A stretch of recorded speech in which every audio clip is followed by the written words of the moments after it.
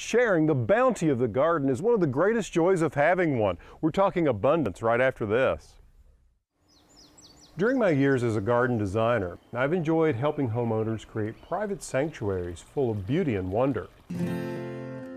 I find each garden to be a fresh opportunity to explore and create uniquely personal spaces. These are just a few of the gardens I've helped transform into garden homes.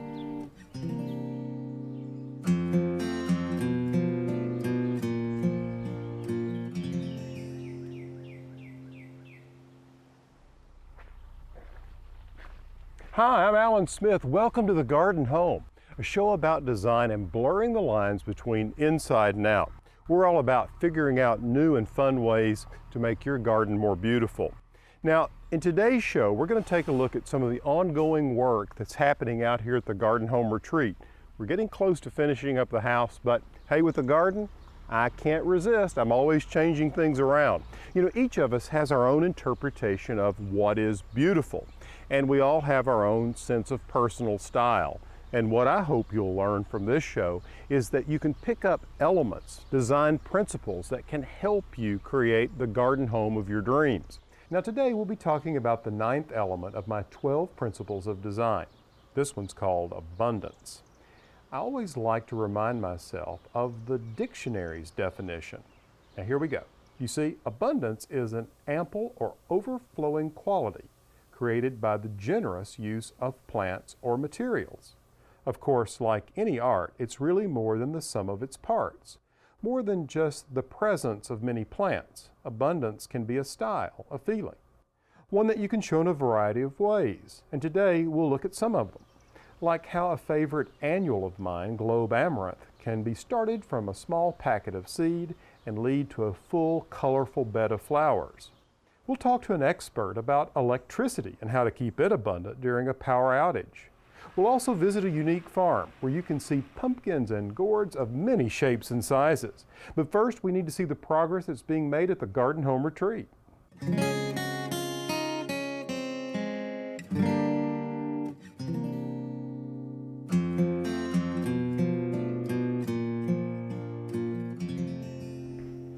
Well, I know you may think this room looks like it's been here for a long time, fully furnished as it is, but actually it's only a week old. Last week it was just the bare bones. So you can see we're still in the throes of construction. The guys are continuing to work in the basement, but we're finishing out the upper stories.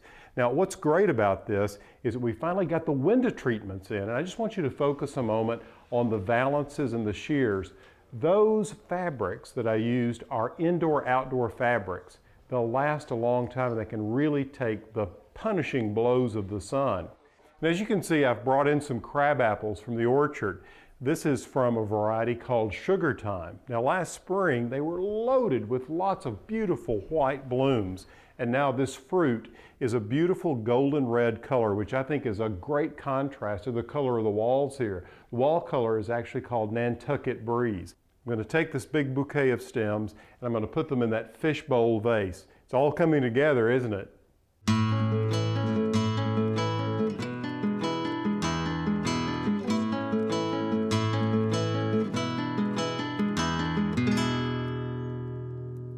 If you know me, you know I'm always looking for ways to bring a touch of nature inside, you know, blurring those lines between inside and out.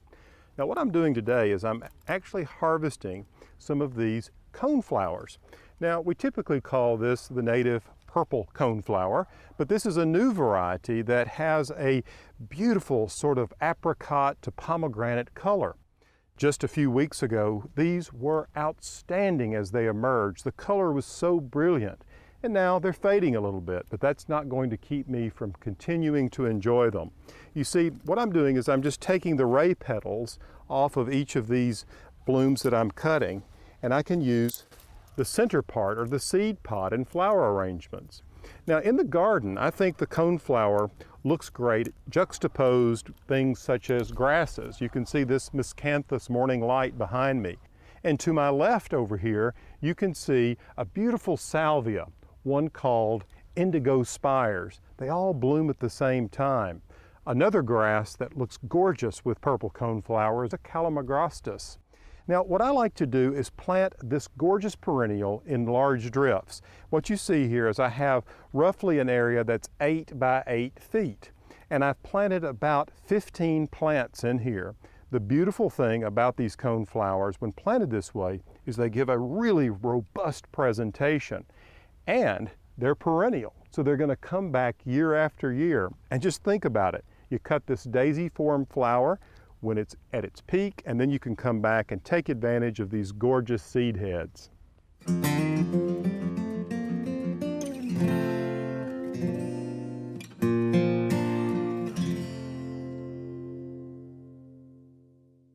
A reliable source of power is something that I absolutely have to have at the Garden Home Retreat.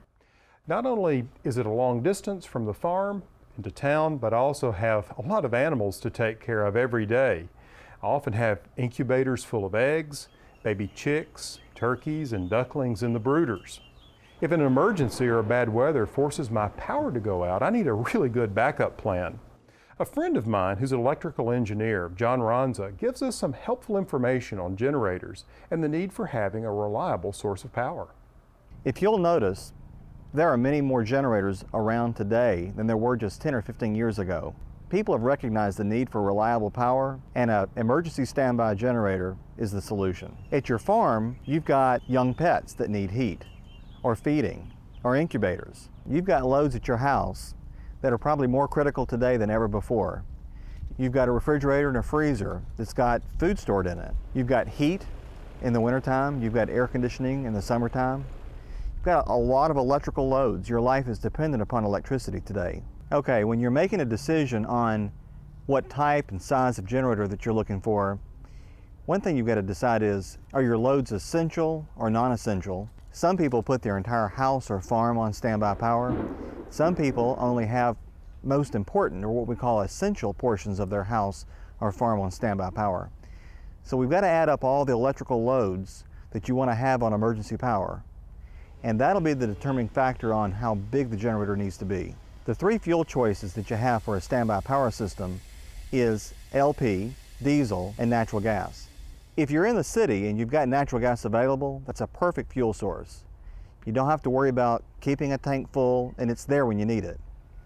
If you're in a rural area where you don't have a readily supply of natural gas, then propane or diesel are your choices. Propane has a storage life of at least 15 years. Diesel has a storage life of 2 to 3 years if you put long-term storage additives in your fuel. The nice thing about diesel is the odds are you've got other diesel loads at your farm that you can use that fuel for as well. Your tractors and lawn and garden equipment may all be diesel. You can use that fuel tank as a fuel supply for those other loads. But do keep in mind you want to turn your fuel over every 2 to 3 years in a diesel fuel tank. As a homeowner, a landowner, or a farm owner, having reliable standby power at your facilities is probably considered pretty important. I think you'll realize that the cost of not having a generator is often much greater than the cost of having a generator.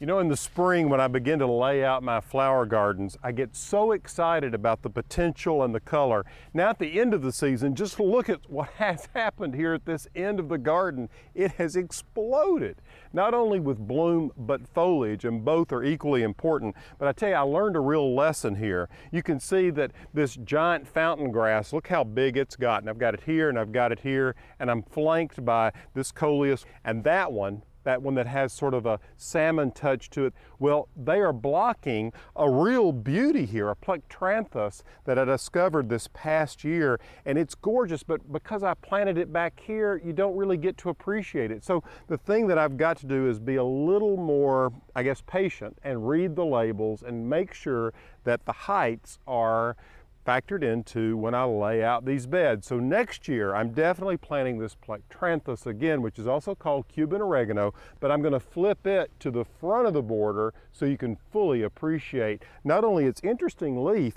but this gorgeous lavender bloom.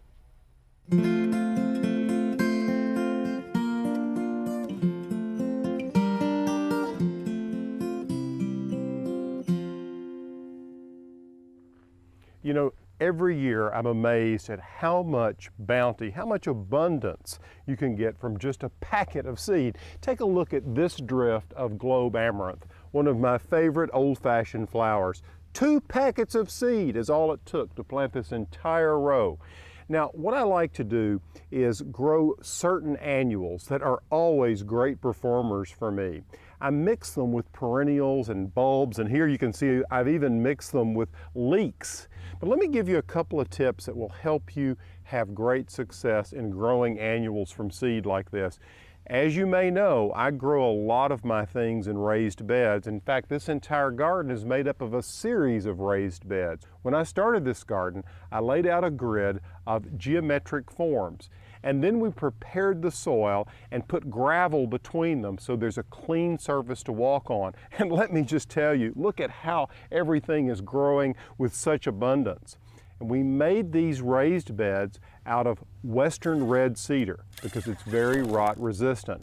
Here late in the season we have that beautiful vanilla African marigold as well as lots of zinnias still in bloom. Just take a look at this Benares lime green as well as this one which is hot pink. Now earlier in the season I had lots of larkspur, poppies and cornflowers throughout all of these beds. When you begin to think about your garden, make sure you leave plenty of room for sowing a few annual flower seeds. You won't regret it.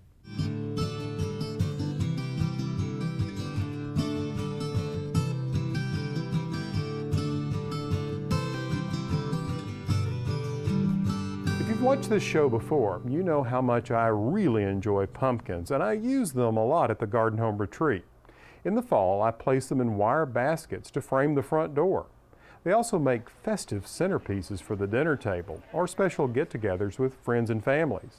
We recently visited a pumpkin patch where our friend Lisa Schaefer gave us a tour. Not only are the pumpkins abundant here, but very eclectic. We have lots of varieties and it's all raised here on our farm. We have what they call a red warded thing. It's a pumpkin that's a bright red that has a lot of bumps and it's used for like making baby food. It's real high in fiber. We sell a lot of those. They're really unusual. The kids always laugh at them because they have all the bumps on them, and we always tell them that the frogs was playing with the pumpkins in the field. We also have the fairy tales, which are tan to a dark green color. They're real rigid, and we sell a lot of those as a stacker type pumpkin. We have the white pumpkins, which is super for soups if you like pumpkin soup. We have Gerardelles, which are also a light to medium green color that is really beautiful in a stacker when you're making those. We also have what they call the Long Island cheese. It is a tan color and it really makes the best pumpkin pie. They're rich in texture. They have a better flavor than the regular orange pumpkin or a pie pumpkin does. This pumpkin has cross-pollinated with another pumpkin. It was supposed to be a full moon, which is a new variety of white pumpkin that they have came out with, and we had them planted beside of the Gerardelles, and when the bees cross-pollinated them, we came up with a new variety of our own, I guess, at our farm because it turned out to be green. It has cracks in it, and I promise you won't find it anywhere else. Our snake gourds, we have them that actually look like snakes curled up. We have some that where they've grown in the field, it looks like a swan eating a snake. It's growing underneath the swan's neck. Just different types of things that Mother Nature takes care of for us to give us the exotic atmosphere here at our farm. Everyone comes out. It's a great atmosphere out here. We are in the country. Watching the kids come in, these that never get the opportunity to come out to a farm and know what agriculture is all about itself is worth the fall, because the kids will come in, they see the animals, they get to touch animals that they wouldn't ordinarily get to touch. When we're on our hay rides that go down to the actual field, we kind of explain to them what crops are being grown. We raise produce, we pass by where we do all of our produce, and they get to see where the vegetables actually come from. They're not always out of a can. And our theory here at our farm is everything's fresh from the land, not from a can.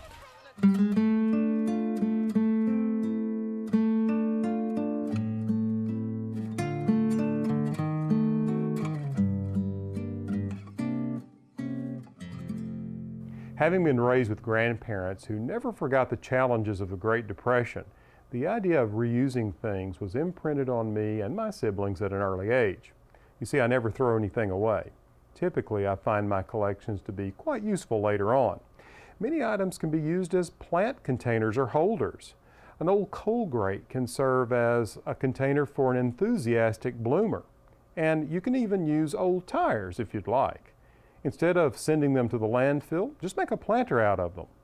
I've used galvanized tubs to display arrangements containing vegetables and herbs. Not only is it gorgeous, but also delicious. Using out-of-the-ordinary objects as planters is a fun way to add a touch of whimsy to any garden.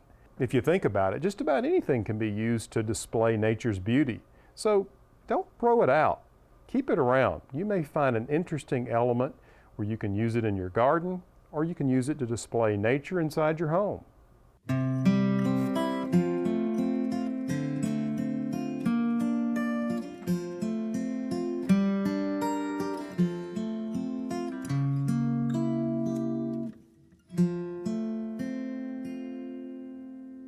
Isn't this a beautiful wall of green? These are asparagus beans, and they're very delicious. It's an Asian type bean, and I tell you, when people visit the garden and they see these long asparagus-like beans hanging from these trellises, they always comment on them. Now, I've had very few problems with these beans, except for some aphids. You tend to find them on the new growth and tips. And since we are all organic here, I try to use beneficial insects in the defense against the bad bugs. And so what I have here is a bag of ladybugs.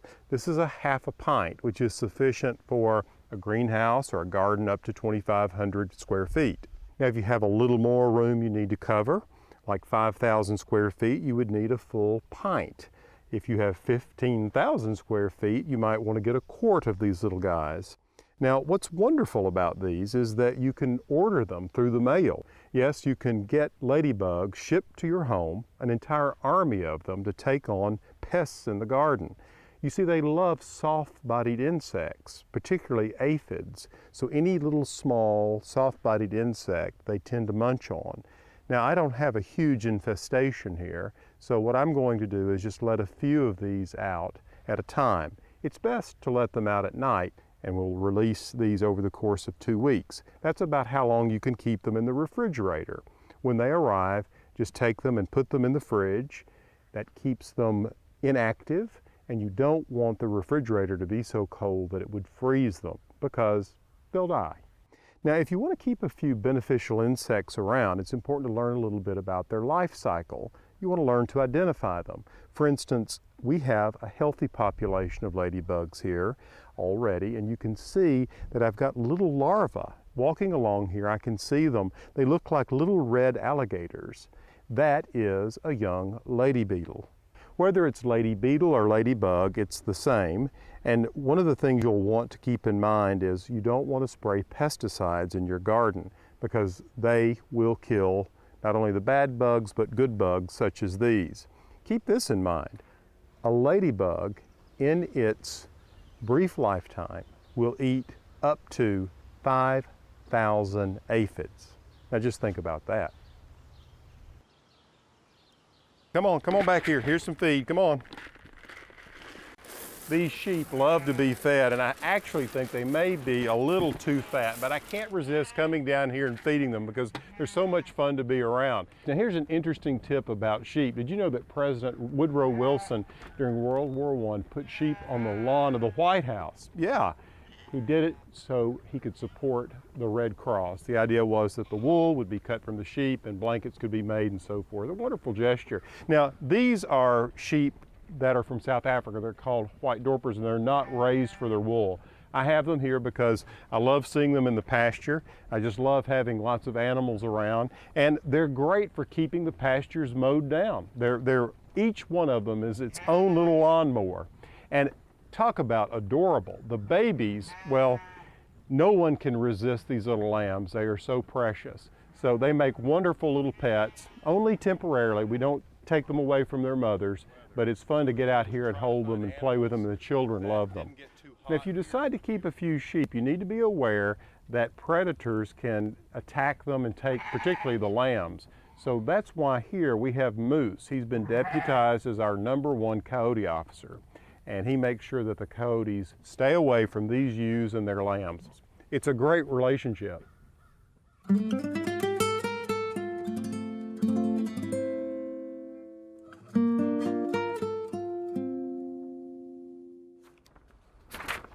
Well, this is the part of the show where you send me photographs of your property, and I take a look at the front or back, whatever you have interest in, and give you suggestions on how we might improve it. Today, we're taking a look at a garden in North Carolina. Its owner, Nancy, says that it faces southwest, so it gets lots of sun. Now let's talk about some of the things that I like about it. Well, it's dead attractive. I really like the way that the steps curve up, and this bank of ivy is really, really handsome. Now, from a planting standpoint, what we may want to do is remove a few things because they're distractions. This Nandina, for instance, really ought to go, and whatever this is, it's a little hard to tell. So this would leave, in my opinion, and we might keep this plant, but let's think about it for just a moment. What I do like is that we're framing this so beautifully with the crepe myrtle here and crepe myrtle here. The idea, if this crepe myrtle grew on up and we got even more height, that it should be encouraged. You could leg it up here where you take off the lower limbs. I do like this akuba across the back here. That's very good. Now let's think about what we might do to improve it. Nancy says that she really likes roses, climbing roses. What if we had these removed and we did a new dawn rose that would come up across here just like that? It would be very beautiful, blooming in the spring and sputtering through the summer and the fall. And then under this, these shrubs are beginning to show their ankles a little bit. We filled in under here with something like southern wood fern, just a beautiful fern. Now she also mentioned she loves hydrangeas. So what if we continued this idea of framing and used hydrangeas here, which would bloom in the summer at the same time the crepe myrtle. And then over here, it's a little hard to tell where the property line is, but this would be a great place for some of the big mophead blue hydrangeas here, all right? Now, let's think just a moment about containers. I see an opportunity here for some sort of very simple craftsman urn here. And as you come up the center step, maybe one even here. And what a terrific place to plant that beautiful pink petunia that would just spill out all over the tops of those containers on either side and bloom right until frost. Now, you also mentioned, Nancy, that you really love boxwood. So what I would do is come along here and create a rhythm. Here a box, here a box, and here a box. You could still leave this plant. I think it might work with the rose. And then underplant it with this same southern wood fern back there. Beautiful house, and good luck with your project.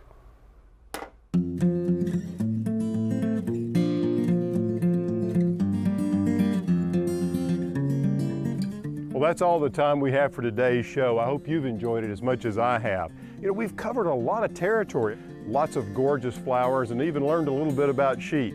Just remember, when you're out in the garden, think abundance. Plant lots of gorgeous things to look at and eat. Until next time, from the Garden Home, I'm Alan Smith. More information about today's topic and other topics covered in this series can be found at plansmith.com.